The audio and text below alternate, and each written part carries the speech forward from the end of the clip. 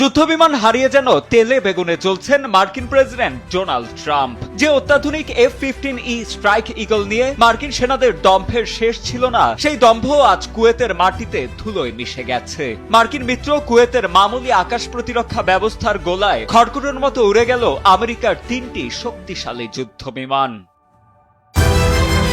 চাঞ্চল্যকর এই ঘটনায় বিশ্বজুড়ে হাসির পাত্রে পরিণত হয়েছে মার্কিন বিমান বাহিনী। পেন্টাগনের বাঘা বাঘা জেনারেলরা এখন লজ্জায় মুখ ঢাকছেন, কারণ যাদের তারা নিরাপত্তা দিতে গিয়েছিল তাদের হাতে এভাবে ধরাশায়ী হওয়াটা সামরিক সক্ষমতায় এক চরম চপেটাঘাত হিসেবেই দেখছেন বিশ্লেষকেরা।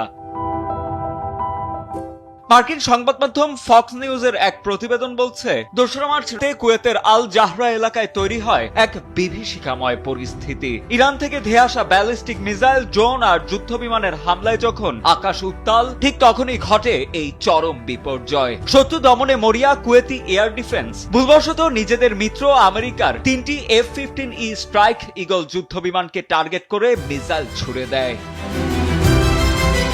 সামাজিক যোগাযোগ মাধ্যমে ছড়িয়ে পড়া বিভিন্ন ভিডিওতে দেখা যায় মার্কিন যুদ্ধবিমানগুলো মাঝ আকাশে আগুনের গোলায় পরিণত হয়ে সরাসরি নিচে আছড়ে পড়ছে। মার্কিন সেন্ট্রাল কমান্ড নিশ্চিত করেছে যে বিমানে থাকা 6 জন ক্রু তড়িঘড়ি ইজেক্ট করে প্রাণে বেঁচে ফিরেছেন। কুয়েতের মরুভূমিতে মুহূর্তেই ধুলোয় মিশে যায় আমেরিকার তিনটি অত্যাধুনিক যুদ্ধবিমান, যার আনুমানিক বাজার মূল্য প্রায় $300 মিলিয়ন বা বাংলাদেশি টাকায় 3600 কোটি টাকারও বেশি।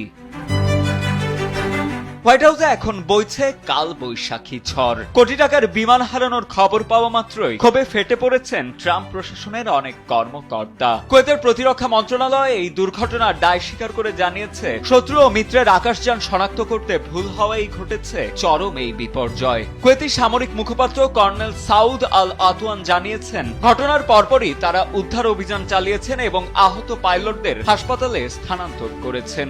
তবে এই ঘটনায় কোটি কোটি ডলারের সামরিক সরঞ্জাম ধ্বংস হওয়ায় মিত্র রাষ্ট্রগুলোর মধ্যে সামরিক সমন্বয় নিয়ে বড় ধরনের সংশয় দেখা দিয়েছে। কেন অত্যাধুনিক প্রযুক্তি থাকা সত্ত্বেও নিজেদের বিমানে মিসাইল ছোড়া হলো তা খতিয়ে দেখতে কুয়েত ও যুক্তরাষ্ট্র যৌথভাবে উচ্চ পর্যায়ের কারিগরি তদন্ত শুরু করেছে। সাজিদা আনিল, ডেস্ক রিপোর্ট, সময়ের আলো।